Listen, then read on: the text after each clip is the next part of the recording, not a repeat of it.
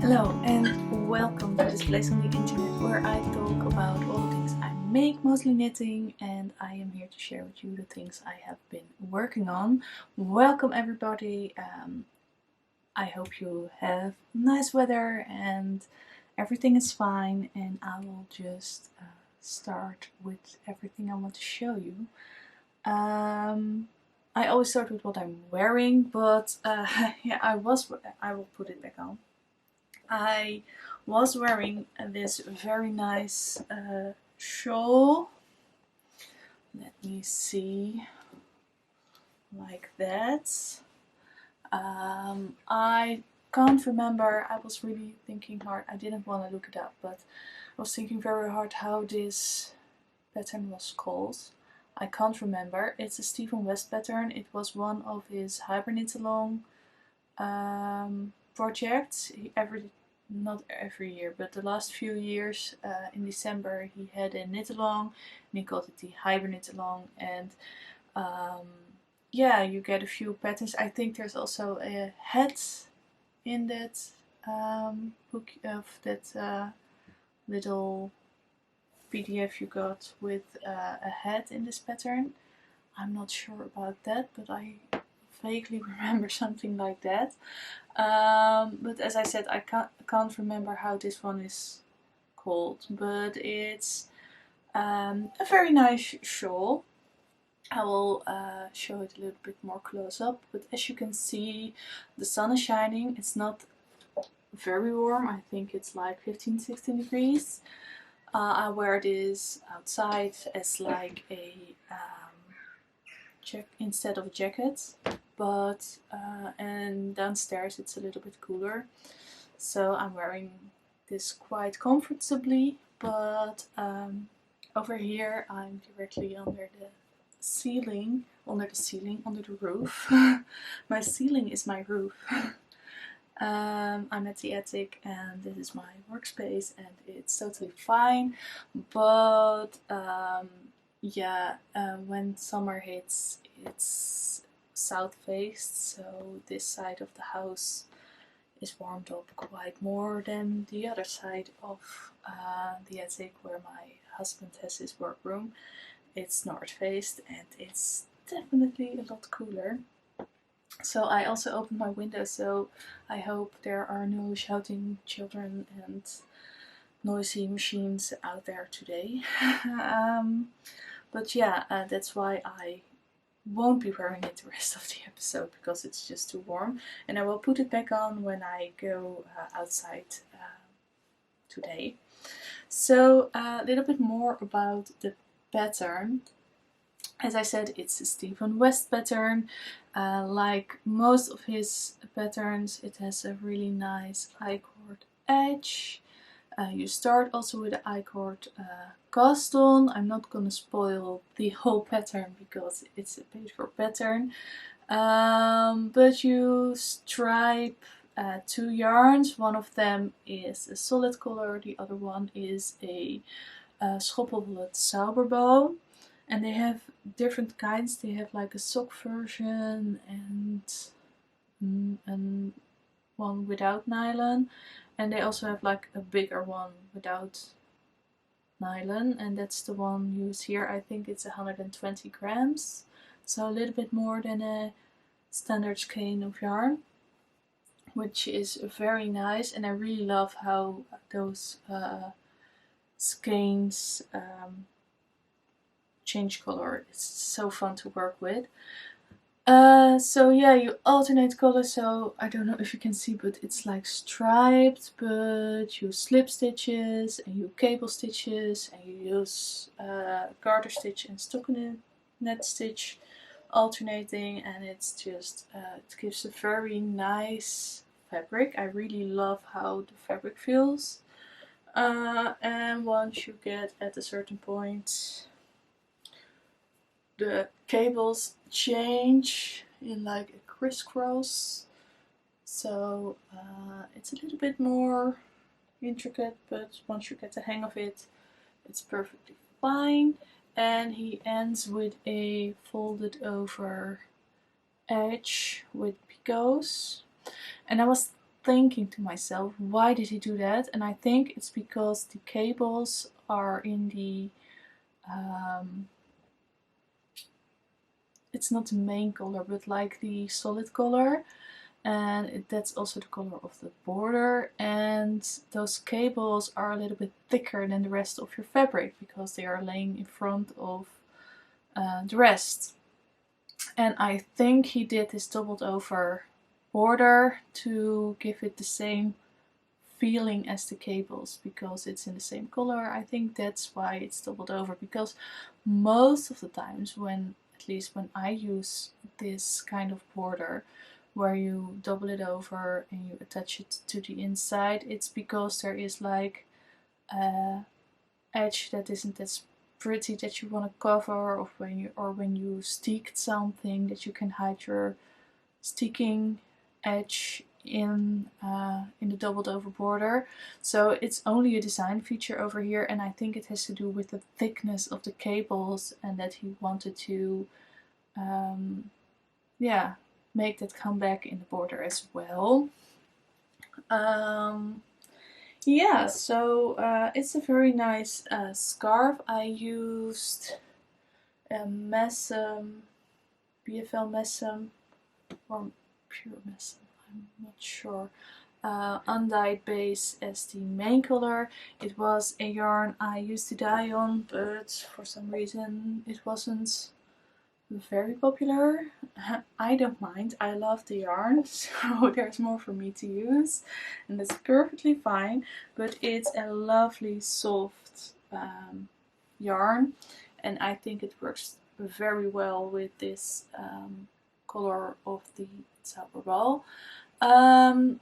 There is one thing, like, I will put it back on to show you. It is long enough. I even can tie it if I want to make it stay put. But sometimes it's like an asymmetrical shape, and sometimes I want to wear it a little bit more to the side, and I don't know, then it's just a little bit too short to stay without fixating it. So yeah, that's a thing, but no one will say like this is like it's my wingspan. So I think a shawl should at least be your wingspan, and it definitely is. So it is definitely long enough, but I did make it longer than the pattern called for. I think in the pattern it's like this, and I added this. I just continued this pattern until I could not make a repeat with my Zauberball anymore. So yeah, the original is shorter, and I think I would have found that too short. I like my shawls to be big and bulky and wrap around my neck and tie it, and yeah, so it's just perfectly fine now. But I think when I would have followed the pattern to the letter, I would have found it too small. Now it's perfectly fine, and I will put it back on when I go outside, but for now over here it's too hot and I will just put it away. Let me see, where do I put it without damaging it? Like there. Okay. So that was what I'm wearing. I will continue with things I have been working on. I do have knitting, but I want to start with something else because I have been on a I have been in a spinning vibe the last few weeks, and I spun quite a few yarns. So I would like to show you those. I still have to wash them, and you wash them to like set them, like when you block your knitting to relax the fibers and make it more smooth. It's better to do that with your handspun yarn before knitting as well, because otherwise it can be your knitting can be transformed a lot when you start blocking your knitting, because you have like the twist of the yarn isn't completely set, and then yeah, so it's better to wash your handspun before using it, and I still have to do that. This is the first one I made. Let me see if I can show it a little bit closer. Let me see. It is spun in a gradient. So I have 2 plies. One of them goes from the cream to a dark brown. I think there are 4 or 5, I think 5 colors of brown in there, from beige to brown. And the other one is going from the light orange to like a really reddish brown. And I spun those 2 batches of fiber, and I plied them together with the light ends matching up and the dark ends matching up. And yeah, so this will be like a gradient when I use it. And I really like all the different colors that are in there. I do not own a lot of brown clothes, but I really like this color, so maybe I should explore those colors a little bit more, because they make me very happy. I did put a little sparkle in there. Let me see if I can scan this up and show you. Let me see, where is the sparkle? I don't know if you can see, but there is like a little bit of sparkle in there. Not too much, just a little. I only put the sparkle in one of the plies, so it's not overly shimmering. But yeah, that was the first one I did. I had all kinds of different colors. I ordered, a few years back, I ordered boxes with a little amount of a lot of colors, and I made quite some yarns with that. I made this rainbow yarn, and I made a yarn I'm knitting with. I will show you in a second. So now I have made this yarn, and I made another one, which is this one. And this one looks a little bit more random, but there is still a little bit of a gradient vibe in there, but not as yeah, not like in the other yarn. I do have a studio light over there, but I think when I put it on it will be too bright. But when I put things close to the camera, it's blocking the light, so I think you can see the color better over here, but for a close-up it's a little bit difficult. Maybe when I put it a little bit more to the side that you can see it a little bit better. This one was with pinks and purples, and I put a little bit of yellow in there for a little bit of interesting contrast. And it's also a 2-ply, and in one of the plies I did like a gradient kind of thing. Not really a gradient, but I transitioned from one color to the next, to the next, and so on. I think there are 5 or 6 colors in there. And for the other ply, I made the repeats a lot shorter, so you have the same color transitions but much closer together, which gives it a little bit more of this random vibe. And I really start to appreciate it more and more. I was a little bit scared of putting the yellow in there. I think it would work, but it's always, you never know exactly how it will turn out. And I think I really like it. So it's starting to grow on me. This also has to be washed still. It feels also way softer once you've washed it. It's a little bit coarse now because of the twist that's still yeah, a little bit tougher. I don't know how to say it else, but yeah, it's fun. And when you spin yarn with 2 plies, you always, well, always, I always have a little bit of leftover from one of the 2 plies. And sometimes I apply that on itself, and sometimes it's so little I don't do anything with it. But it was quite a little, yeah, it's quite some meterage. But I did not ply it, so I left this as a single. And this was the one with the sparkle. There was the ply with the sparkle in it, and as you can see, there's a lot of twist in there still. Which is good, otherwise it wouldn't be yarn. But once I wash it, it will relax a little bit more. But yeah, I think this was a good amount to save, but I didn't want to apply it on itself because I really like how this gradient is going. So that was a little bit of leftover, and from the other skein I also had a little bit of leftover. And I'm not gonna unply it because it will untwist it because it will do the same as the other one.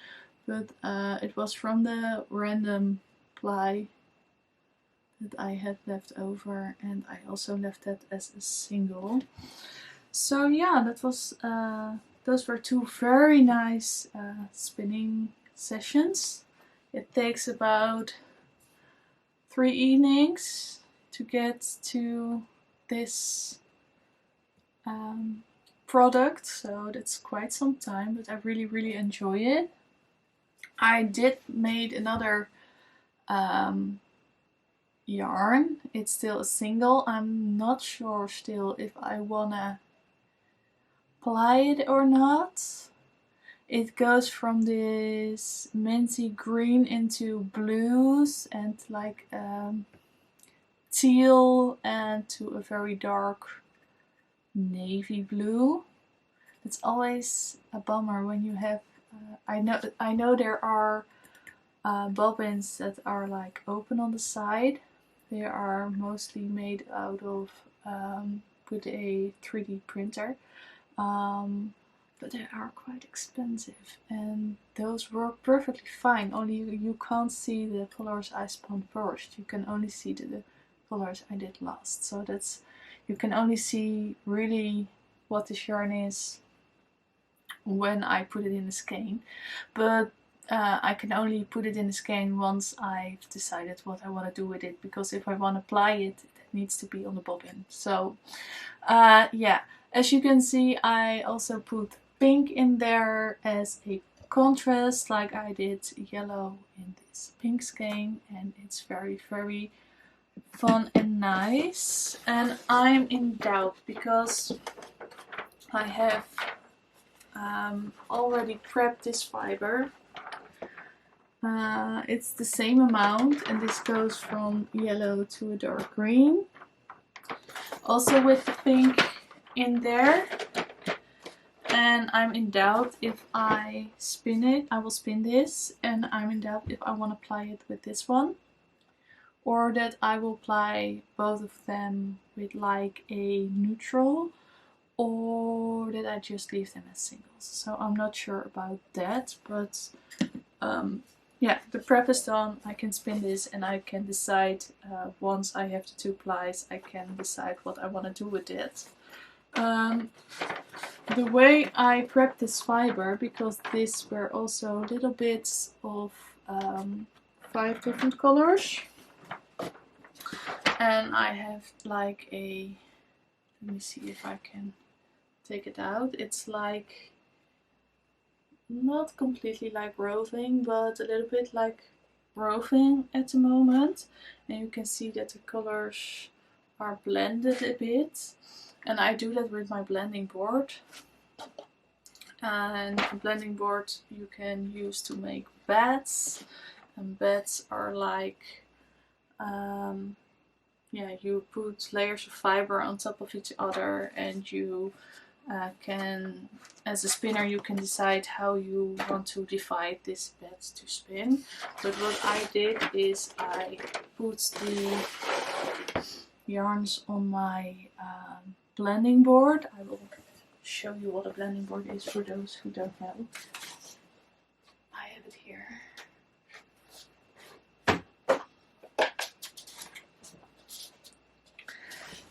This is a blending board. There are all those needles that are in an angle on this board, and what you do is you put your fiber on top of it and you comb it in so you can put layers on top of each other, and then you can take it off and you can spin it, or you can make Rolex with it. That's like a rolled up way of prepping the fiber that gives you a very lofty woolen spun yarn. And what I did is I used a, let me see if I put it here. Yeah. I put the fiber on, and what I did for those gradients is I put one of the colors on top and gradually add the other colors and put it in layers. So yellow, and then to the darker green, and then yellow again to the darker green, and you create layers on top of each other so they overlap a little bit. And then I take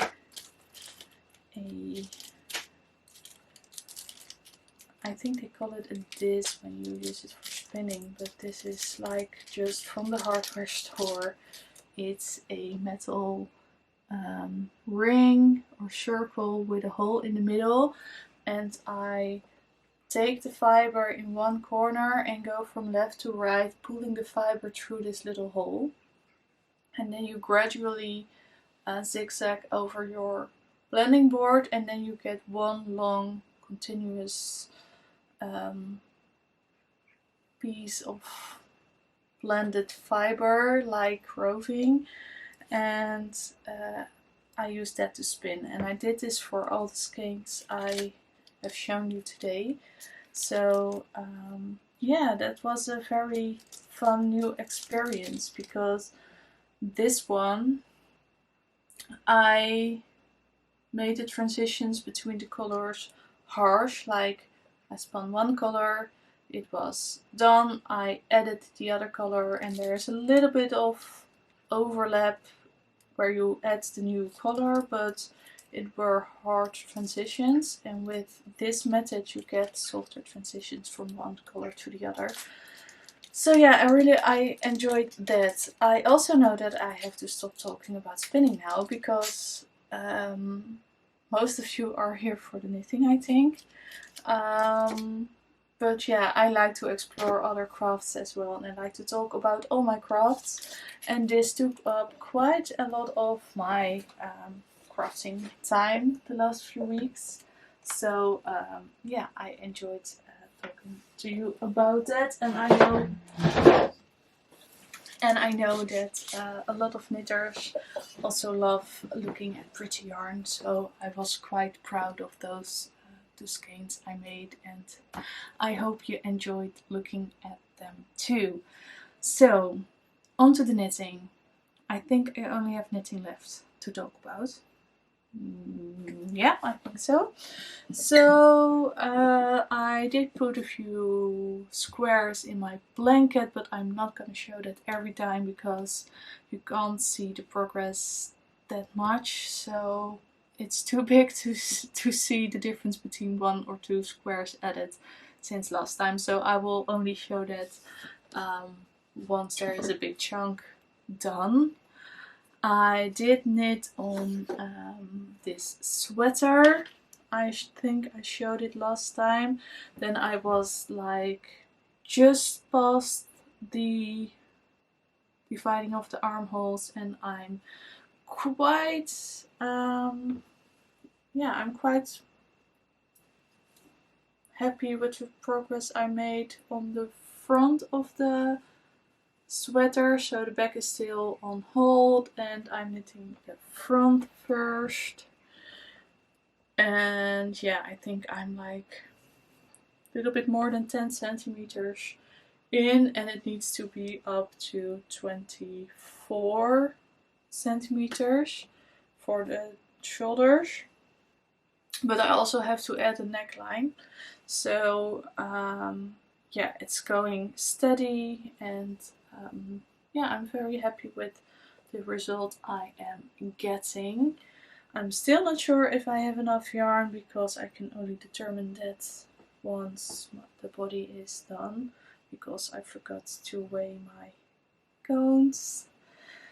So yeah, it will be fine, and either way, because otherwise I will just order a little bit more.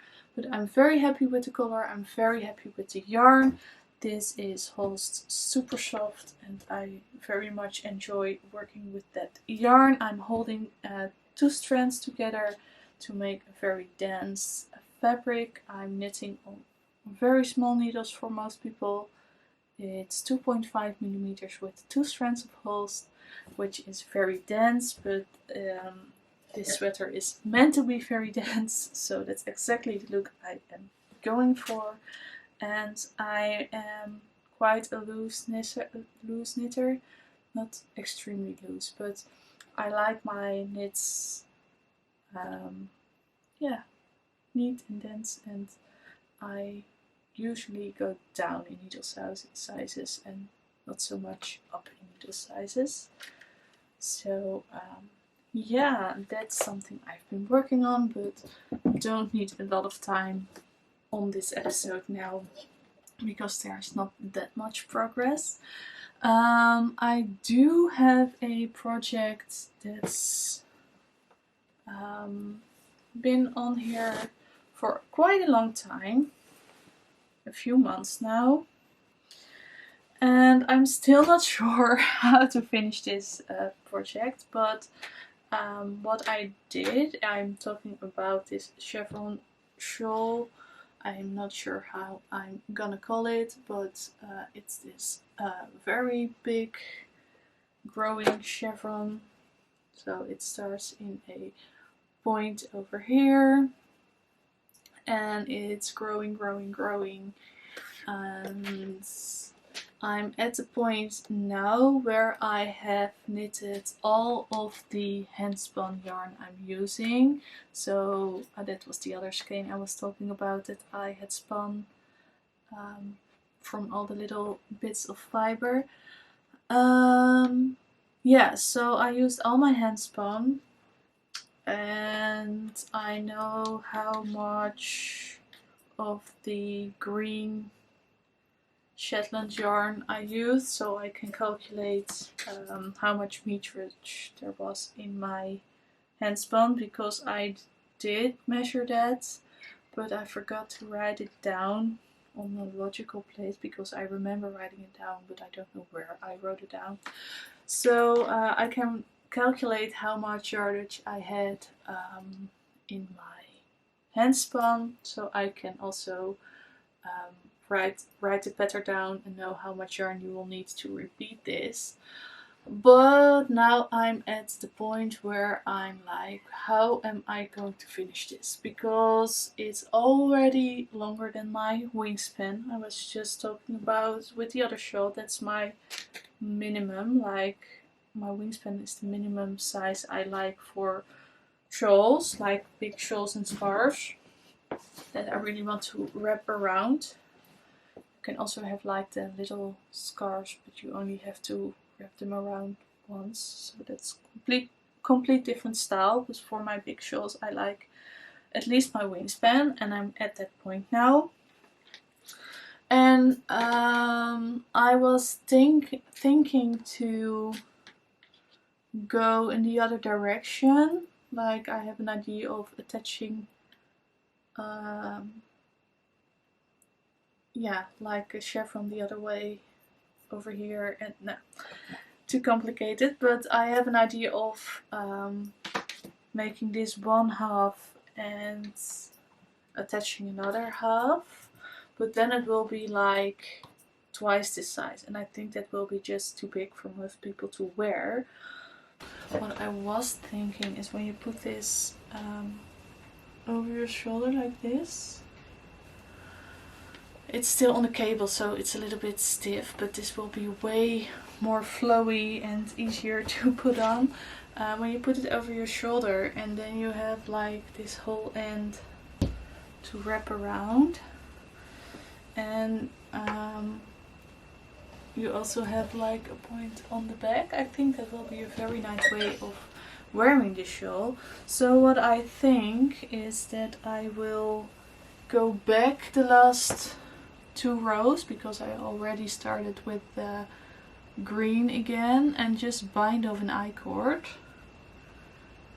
and see where it goes. And if it's not the way I hope it will be, I can always unravel that I-cord and put it back on the needles and do something else. But I really think that sometimes patterns are made overcomplicated, and sometimes just the easy things are the most wearable and fun to do. So I think maybe just this shape is what it's supposed to be, and it's really showing off this handspun yarn. I think it will be very nice with a Zauber ball, like I used in the shawl I was not wearing today. So yeah, I think it's maybe just what it is, and I really love it, and I just hope other people will do too. And yeah, we will see what comes out, but I think I will go back and just bind off an I-cord and try to see if it's something you can wear. And I think that will be very, very fun. And then I can start writing the pattern, like I still have to do from the other thing I made, like the cowl with the, yeah. I still haven't written down the pattern. I really should. My mind is just like putting it off every time I'm thinking about it. So maybe that's something I should do before summer holiday from the school start, because once my kids are at home from school, it's way harder to write those things down than when they're at school. So maybe I should just do it. But I just, sometimes, I don't know about you, but sometimes your mind is just, you know you have to do something, but it's blocking, you're blocking yourself in really started doing it. I don't know how to explain, but that's something I really should do and also write this down. And I think this is fairly easy to write down, so maybe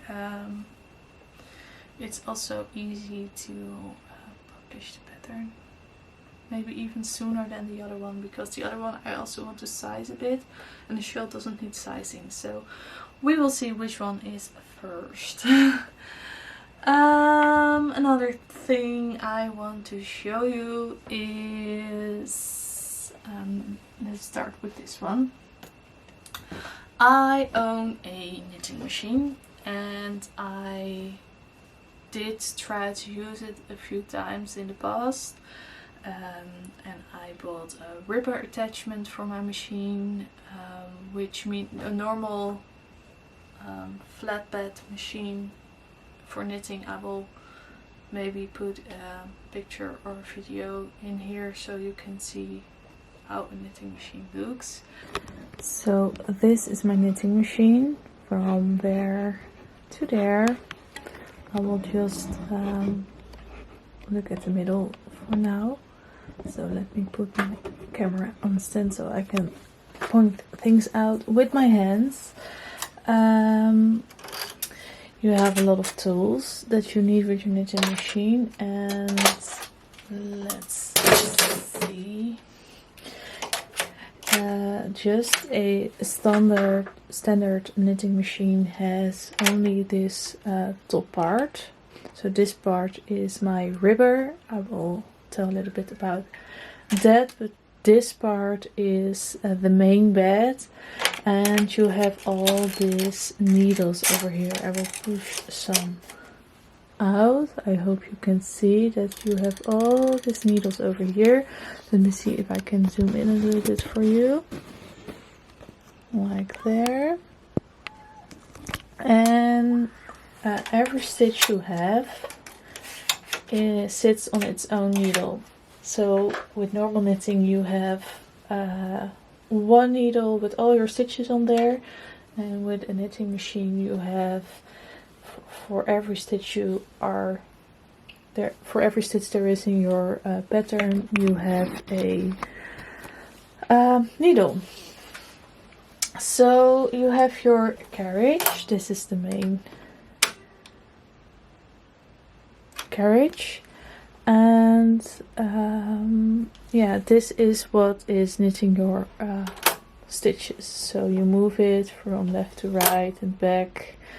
There's a row counter on there which you can put on and off. I will put it off now because the sound is annoying, but yeah, this is just sliding over there, and once you put stitches out in the knitting positions, you can hear that it's going through the machine, and then it knits those stitches when there is yarn in there.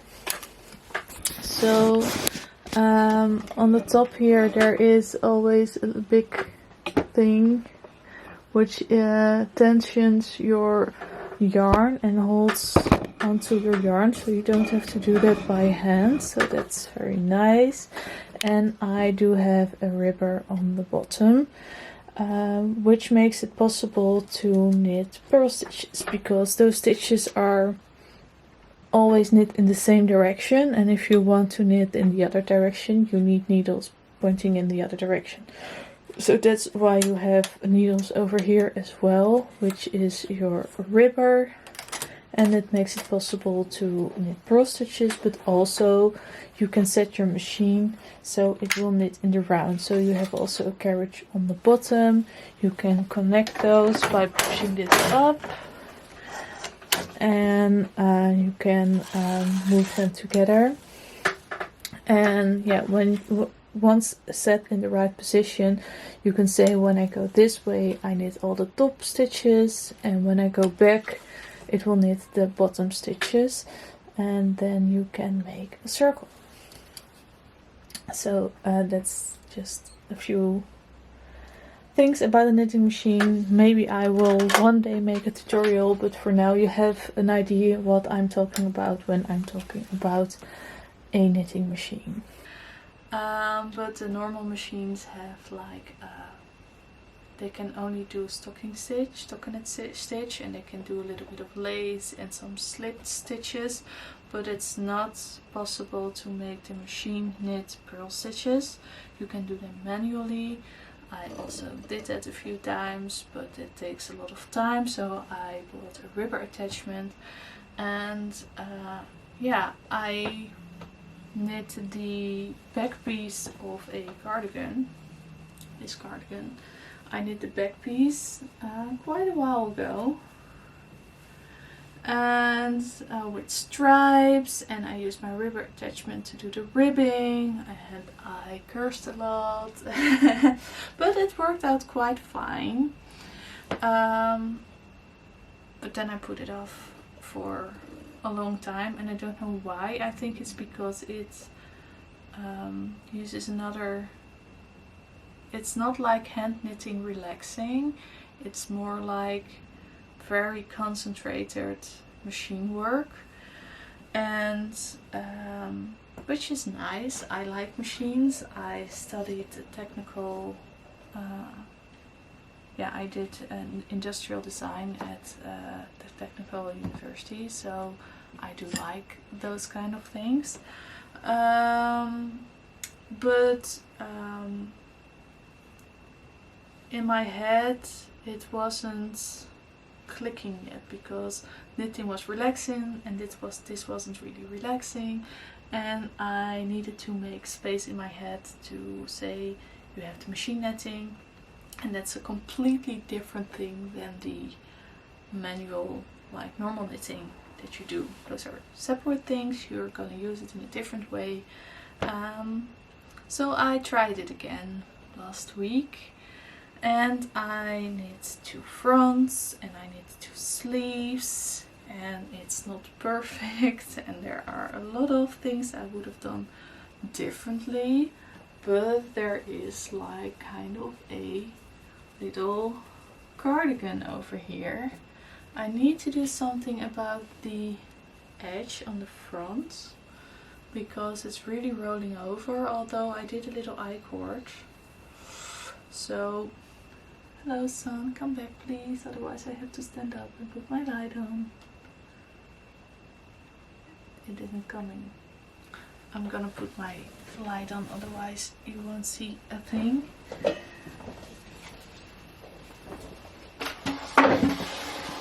Oh. And there is the sun again. So I did put an I-cord on there, but it's still rolling, so I also blocked it, but it's still rolling, so I need to see what I'm gonna do about that. But apart from that, I have one complete finished sleeve, the other one is attached to the cardigan and the ribbing is attached, but I still need to seam the underarm seam. But it really looks like a cardigan. It's very long. I don't know exactly how I'm gonna wear it. I can put it on, but I knit the sleeves a little bit too tight. And after I attached it and tried it on for the first time, I was like, oh, that's a tight sleeve. But then I remembered how I measured it, and it made complete sense that it was so tight. It was my own problem. Like, I measured it tight, so of course it would be tight when you knit it like that. But it was the idea that it would be just like an open cardigan. Those are not the clothes that it is supposed to go with. There's way too much volume over here to make it look nice, but like I have to close this seam, but like it's definitely like a cardigan, and I think I can wear it at least at home when I need a little bit layer or something like that. I think it's worked out quite fine. The reason there are a lot of things I want to do differently when I knit a cardigan again on the machine. I would give my sleeves a little bit more room so they're not that tight, and I did something wrong at the top with the shoulders. I went for a raglan, and I only noticed that when I started this project again. So I did this quite a long time ago, and I went for a raglan shape, but then I saw that I put a few straight rows on top, and I was like, that's not right. And a raglan starts directly after the collar or edge at the top, and this is like straight, and then the raglan decreases started. So I don't know what I was thinking, but I managed to just use it and make something wearable out of it. And I used a lot about my knitting machine. So once I had knit this, I was like, well, where can I use my knitting machine for?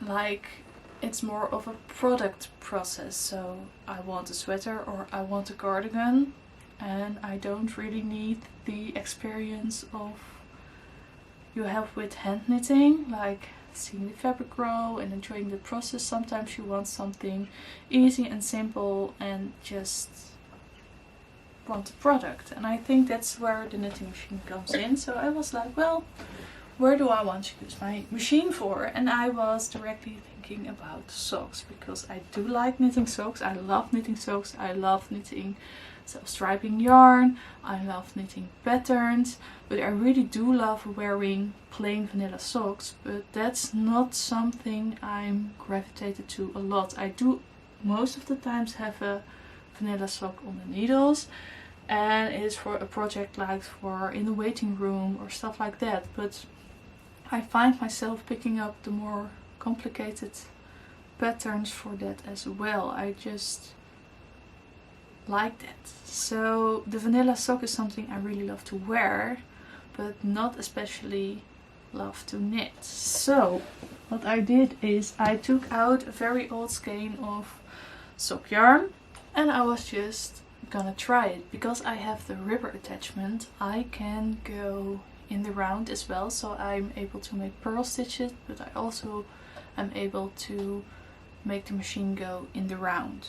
So, and with a circular sock machine, I'm always struggling with, I understand that when the only thing you want to do is making sock tubes, that you want a circular sock machine, but with a normal knitting machine with a ribber, you can go in the round with any amount of stitches. Like I did a pair of socks on 72 stitches because I don't have big feet, but I really like densely knit socks, so I always go up in stitch count but down in needle size.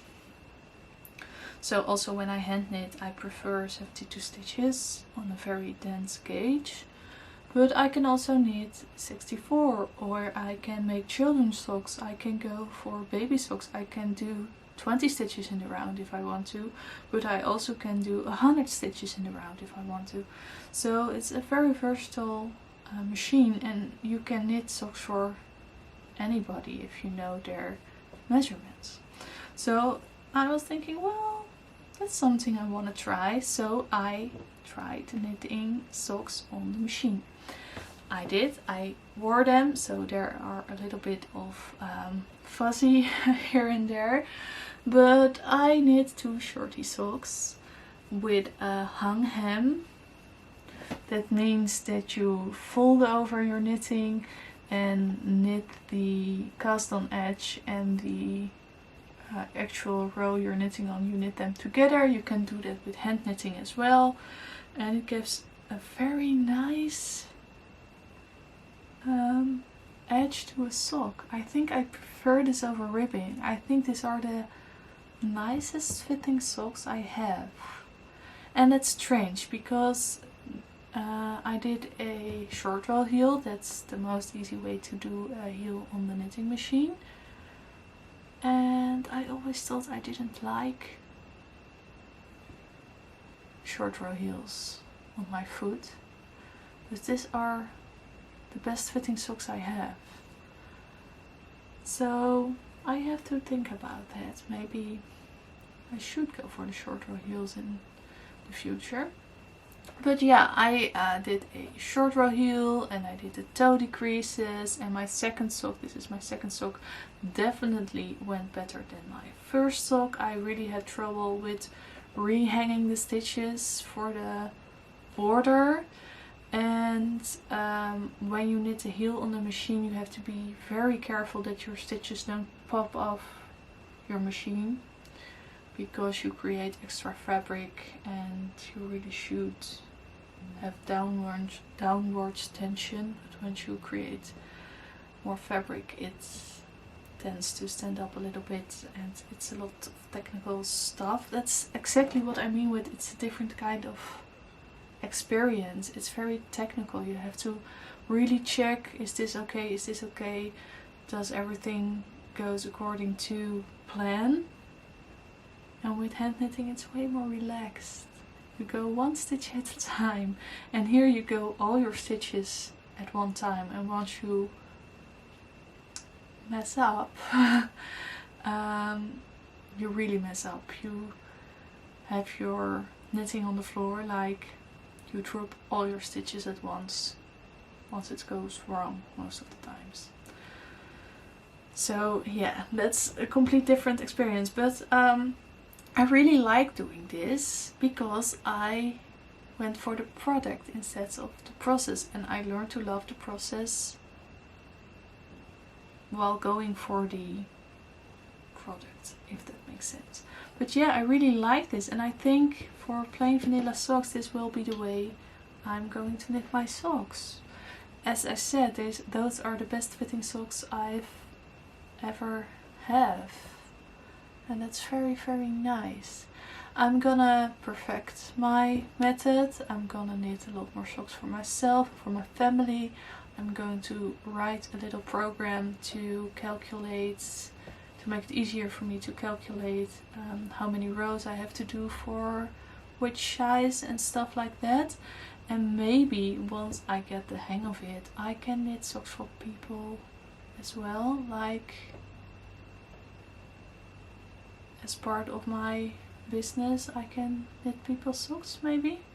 Let me know if you are interested in that, because I really like doing it, and it's still manual work. It's quite I think I get like muscles from using the knitting machine, because I have a manual one. But it took me, with all the flaws I made, it took me like 6 hours. And I think once I get the hang of it a little bit more, I make less flaws and it will be faster. And I think then it will be maybe affordable for some people to buy a pair of hand knit socks instead of when you do it by hand, because then it's impossible to make the hours you put in there. People don't want to buy those kind of socks, and you have like €100 sock or something. People don't want it, but when I can reduce the time needed, yeah, maybe that's the thing.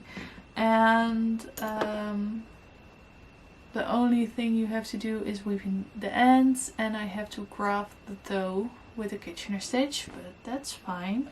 So I did that, and because of all the hiccups I had, I was like, well, maybe when I just knit a tube like you do on a circular machine, I can do aftertold heels and toes. So just knit a tube and pick up the stitches, knit the toe and knit the heel by hand, and maybe that's faster than all the problems you get when you do those things on the machine. You're not faster. And even if you make a lot of mistakes, the knitting machine is faster than doing it by hand. I tried it. I had not a lot of yarn left, which didn't make sense because I used this yarn once in another project and it was a complete disaster. So I ripped it out and I had all kind of different skeins and little balls and cakes of this yarn in my stash. And I knit a tube and I cut it in half, and it was like, well, I can just make a sock with a rolled hem, but it's not. I thought I had more yarn. But yeah, I managed to knit a very, very shorty rolled edge sock, which is also fitting very nice. And I did hand knit heels and toes. I had to go down to a 1.5mm needle to match the gauge of the toe with the machine knitted fabric. I don't mind that. I think a lot of people will find that way too small to knit on, but I don't really mind that. But yeah, that's how dense those socks are knit. And I am working on the other one. Only last night I used all my leftovers I had. I have a lot of ends to weave in at this toe, at this heel, but I had a shortage of yarn. And I was thinking just before recording I should have more yarn, because I saved all the yarn I used. I ripped the project out, but I saved all the yarn, and I have small feet, and I should be able to get 2 shorty socks out of 100 gram skein. So I went looking again and I found this whole lot of yarn in my stash. So I'm able to finish this one, and I even would be able to put a little bit more on the top, but I'm not gonna do that because I just want them finished. But yeah, that's another way to use the knitting machine, just knitting tubes and do everything by hand from the toes and the heels, like the more difficult parts of vanilla sock. But I think I prefer the knitting machine for that. So we will see how many vanilla socks there will be in my wardrobe the coming months. So yeah, I don't think I will use the knitting machine for all my socks. For one thing, I only can do vanilla socks. I can't do any patterns. You can do patterns on the knitting machine, only on the standard pads, not on the rubber attachment. So once you go in the round, you're bound to vanilla. So that's a thing. So every pattern sock will be hand knit. And I think like very luxurious yarns or very pretty colors or like self-striping yarns, I think I will do those by hand just because I enjoy that process. But for this it's just perfect to do it on the knitting machine, I think. So yeah, that's something I've been doing, and something I really want to continue doing. And it has been a while that I worked on it, and I was thinking, why is that? But I was first thinking it's because I'm talking about this sweater I've been working on. This is a sleeve, and I do have another sleeve. Oh, it's so nice and soft. I haven't touched it in a while. So those are the sleeves for my salting sweater, which is the cover sweater of this issue of a pompom, which is issue 31. And I was struggling with the size. I've already talked about it. I'm not gonna repeat myself on that, but I was thinking that's what was keeping me from starting it again.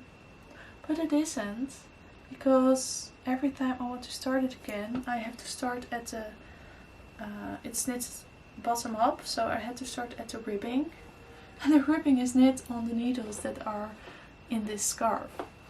So every time I want to start it, I'm like, oh, but I need the other needles, and I have an interchangeable set, so I can just unscrew them and knit with them and put them back on the project, but I just didn't want to.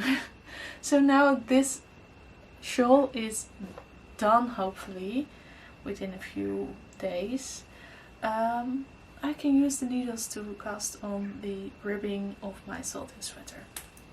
And I was recently thinking about the size that I'm knitting, and knitting is stretchy, and as you can see, I don't mind wearing a tight fitted garment, so I think it will be fine. I think it will be fine. I at least don't have to worry about the amount of yarn I have, and I really like the color. I'm still not sure if it will suit me, but I really love how it looks in the fabric, and I'm gonna work on this. It's not the best timing weather-wise to start knitting with mohair again, but I really want this sweater. I think it will be lovely in the evenings when it's getting colder. It will be a lovely thing to wear. So next time I make a promise, I have started this sweater again. I only need the front and the back, so the part that is mostly like taking a lot of time, like normally you knit the back and the front and then you start the sleeves, but in this pattern the sleeves were were written first, and I was like, well, I will just start the sleeves first, why not? And I've already done the sleeves, so I only need the front and the back, and I think it will go quite fast. So yeah, that's something that will be worked on. Oh, I have one other project I did quite I did some knitting on, and that is my Windy Fields shawl from the Lane 52 Weeks of Shawls book. I'm not sure if I can show you how nice this is, but I'm very much loving how this fabric turns out. It's curly and bubbly, but it suits the stitches. I think it's lovely, and I don't mind knitting this stitch. I know there are a lot of people not complaining, but are, let me see if the sun comes back. Yeah, it's a little bit more. Okay, I know there are quite some people that are not complaining, but like not enjoying knitting this. They are not bubbles, but they look little bit like bubbles. There are quite some people that did not really enjoy that stitch, and I understand why. I have a few of them that I did not knit as I really want to. Like, what you do is you make a lot of stitches in one stitch and you knit all those loops together on the row back, so you had to purl like a lot of stitches together. And when you knit those stitches when you make the stitches very tight, they're very hard to knit together. But I just make them very loose, and I don't really mind knitting this stitch. I have the pattern memorized by now, so it took me like 3 or 4 repeats before I could memorize it completely. And yeah, this is my go-to knitting when I'm in a waiting room at the moment. So yeah. So the only like issue with this project is the amount of yarn I have. I used this yarn for another project that didn't work out, so I ripped it out, and this ball is what I ripped out, and it was like half of a skein. So I also have like the other half of the skein still unused, and it's already surprising me how much fabric I get out of this ball, because it's at a very loose gauge. It's quite stretchy, and I think I used maybe 1/3 of what this ball was, maybe a little bit more. But that means like I can get quite a big piece out of just half skein. I do have another half, and I do have another complete skein. So I'm not sure if I can knit the pattern exactly as it is written down. I could have made the repeats in the width less, but I really like white shawls, so I didn't dare to do that. But I'm like, they ask for a certain amount of repeats, but when I do 1 or 2 repeats less, I think I still have quite a big shawl, and it will be fine. So we will just see how many centimeters of shawl I can get out of 2 skeins. They are quite generous in the amount of yarn. This is 50 grams and it's 600 meters, and I think the pattern asks for more than that, but I think I will be fine. We will see. I think I will be fine.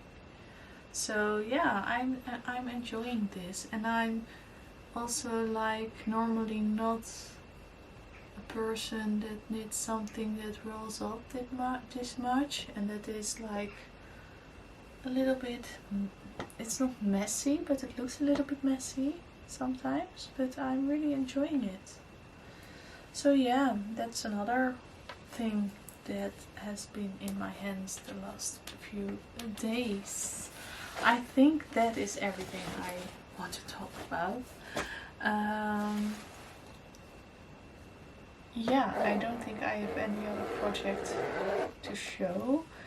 I hope you enjoyed this video. I hope I didn't bother you that I talked quite a lot of time about spinning and I don't even know if it made sense to anybody, but yeah, I enjoy doing it, so I will just share it. Have a nice rest of the day and I will see you soon. Bye bye.